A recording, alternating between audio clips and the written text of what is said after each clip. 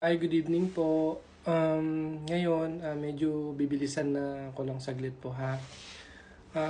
Napansin niyo di po ba sabi ko nakikipagchismisan ako sa mga scientist. Actually, ang kachismisan ko talaga, ito po yung libro namin. Yan. Dalawa po yan na ganyan kakapal na book. Yan ang kachismisan ko. Ito lang po yung volume number 1.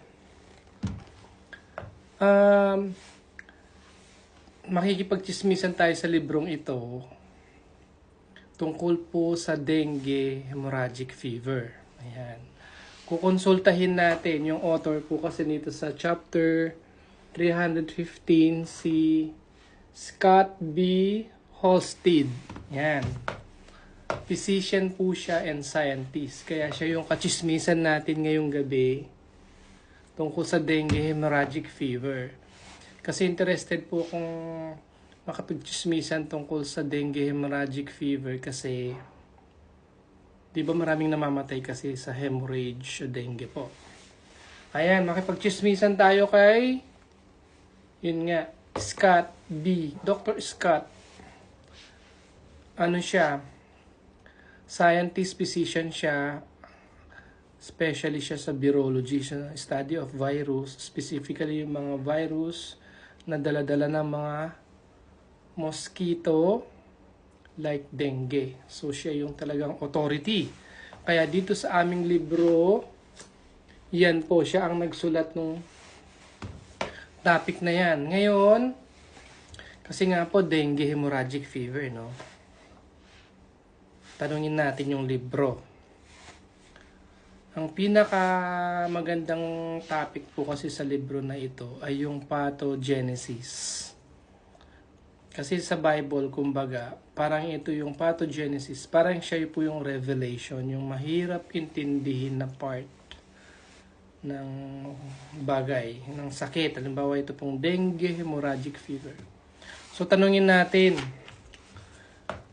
dito po to sa part, sa volume number 1, sa page 2068. Ano ba talaga ang nangyayari sa dengue hemorrhagic fever? Yun yung una kong tanong. Sasagutin po ng libro. Basahin natin pare-parehas. Ano pa? Nakalagay dito sa first paragraph ng pathogenesis. Pathogenesis. The pathogenesis of dengue hemorrhagic fever is incompletely understood. So yan, binasa ko lang po Incompletely understood daw. Tapos yung mga sumunod na sentences, maybe, baka, ganito. Ayun, yung sagot. Tapos, ang susunod na question,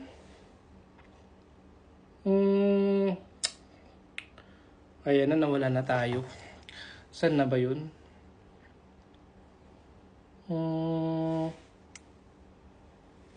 Bakit nagbi-bleed ang mga pasyenteng may dengue hemorrhagic fever? Bakit dugo? Dugo.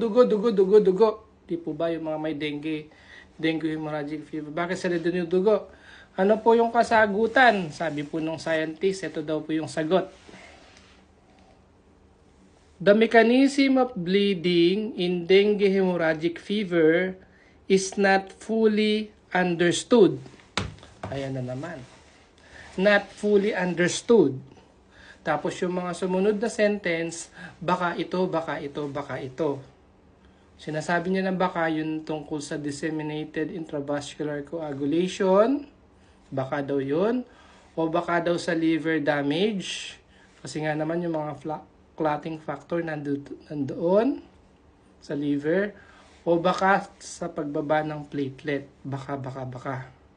Pero kung titignan natin yung mga dengue, minsan kahit 50 or 30, ganyan, wala naman bleeding.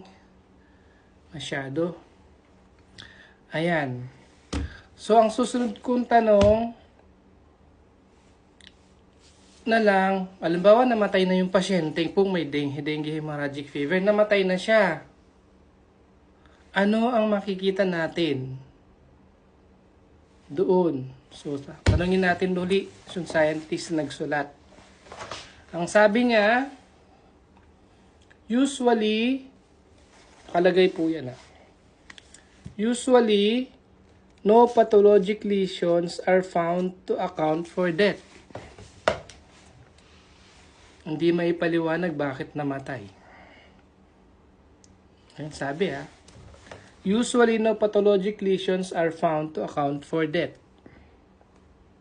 Tapos, yung dengue virus daw, ito nakalagay. Dengue virus sa dulo. Dengue virus is frequently absent in tissues at the time of death. So, walang dengue virus dun sa tissue nung namatay pag inautopsy. So, di ba? Yan, yun yung nabasa ko lang Binabasa ko lang po yung pathogenesis. Sa ibang mga vlog, try kong intindihin yung madaling may explain po. Kasi, yun talagang mga nangyayari at theories, mahirap paliwanag po. Mahirap i-translate sa Tagalog. Sa susunod na vlog po, i-explain ko po. Sige po, thank you for listening.